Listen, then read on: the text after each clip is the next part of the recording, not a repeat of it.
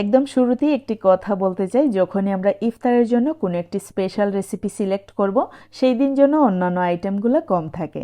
তাহলেই আমাদের পছন্দের বা শখের রেসিপিটি খেয়ে তৃপ্তি পাবো, এমনকি বুঝতে পারবো আমাদের রেসিপিটি আসলেই কেমন হয়েছে।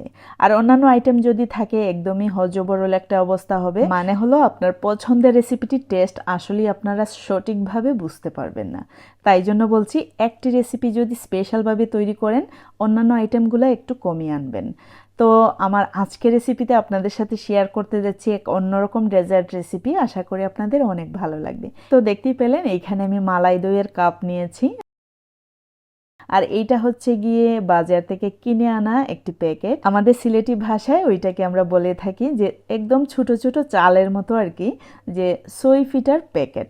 আপনারা বলতে পারেন যে আপনারা অনেকেই শুনছি যে বলেন মেরা পিঠা বা চুহি পিঠা, যাই হোক যে যেটাই বলেন না কেন একদম চালের মতো হয় আর চুই পিঠার মতো শেপ হয়। তো এই প্যাকেটটার দাম ছিল 40 টাকা। আমি প্রায় সময় খেয়ে থাকি, আর আজকে আপনাদের সাথে শেয়ার করা মাত্র। দেখতে পেলেন আমি এই বাটিতে নিয়ে আমি পানি ঢাললাম। 2 থেকে 3 বারের মতো ধুয়ে নিতে হবে, অনেকটাই ময়লা বের হয়।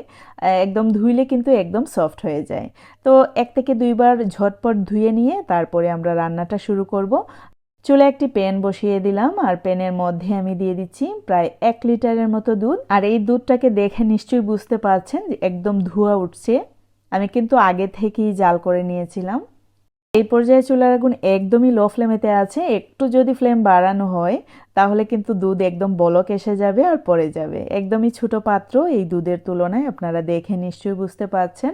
আমি এই মুহূর্তে দিয়ে দিচ্ছি আমাদের চহি পিঠাগুলো। এই পিঠাগুলো মূলত আমি অনেকভাবে খেয়ে থাকি। একদমই নুডলস যেইভাবে আমরা রান্না করে খাই ঠিক ওইভাবেও খাই, একদম ঝাল ঝাল করে। আবার পায়েস, ক্ষীর বা ফিরনির মতোও খেয়ে থাকি। যেমন আজকে যে করছি ওইটাকে আপনারা ফিরনিও বলতে পারেন, পায়েসও বলতে পারেন, ক্ষীরও বলতে পারেন। মূলত এই পিঠাগুলো যেইভাবে খাবেন সেইভাবেই কিন্তু অনেক ভালো লাগে খেতে।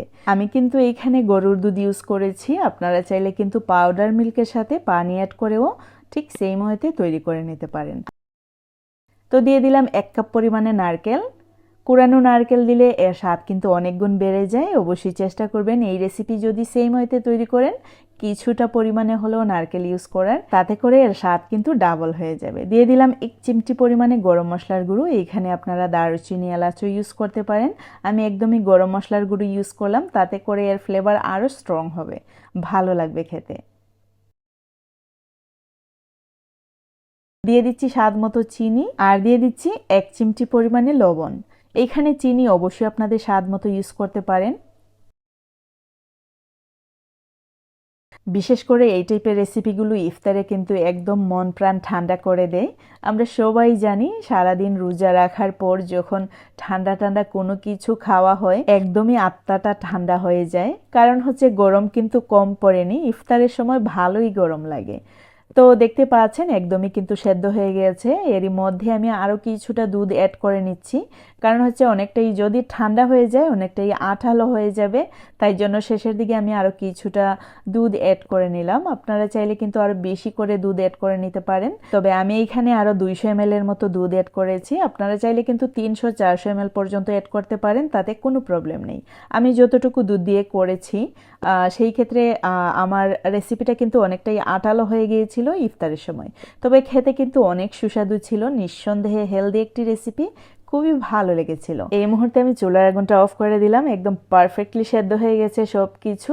আর নিয়ে নিচ্ছি এই মালাই দইয়ের কৌটাতে। এই কৌটাগুলো আমি প্রায় সময় ইফতারে ইউজ করি, কারণ হচ্ছে এক একজনের কাছে যদি এক একটা কৌটা থাকে সুবিধা, যার যার মতো করে খেয়ে নেবে।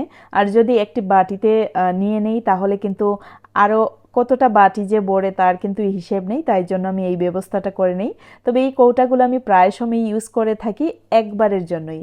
যখন ফুলকলি বা অন্য কোনো শপ থেকে আনা হয় এই টাইপের কৌটা, তখন ধুয়ে পরিষ্কার করে আমি রেখে দিই। তারপরে আরও একবারের জন্য আমি ইউজ করি। যেমন এই বাটিগুলো কিন্তু এই রেসিপি যে করলাম আর রাখলাম, খাওয়ার পরেই কিন্তু ফেলে দেব। তো যাই হোক, এইখানে আছে 1/2 কাপ পরিমাণ গরুর দুধ। দেখতে পাচ্ছেন আমি 1-2 ফোঁটা অরেঞ্জ ফুড কালার দিয়ে দিলাম, আর খুব ভালো করে হাতের সাহায্যে মাখিয়ে নিচ্ছি। দিয়ে দিচ্ছি প্রায় 2 টেবিল চামচ পরিমাণে ঘি, একদম গাওয়া ঘি। এইটাকে বলতে পারেন কষ্ট ছাড়া স্পেশাল একটি মাওয়া রেসিপি। তো দেখতে পাচ্ছেন যখন আমরা যে কোনো কাপ ডেজার্ট তৈরি করব তখন যখন কাপের উপর দিকে একটু ছড়িয়ে ছিটিয়ে দেব, খেতে কিন্তু অসাধারণ লাগবে আর ফ্লেভারটাও অনেক ভালো আসবে। এখন দিয়ে দিচ্ছি কিছুটা বাদাম। দেখতে পাচ্ছেন একদম দোকানের মতো দেখতে হচ্ছে, কিন্তু এর স্বাদ কিন্তু অসাধারণ ছিল, দোকানের চেয়ে হাজার গুণে বেশি আমি বলবো। কারণ নিজের হাতের করা যে কোনো ডেজার্টই ভালো হয়।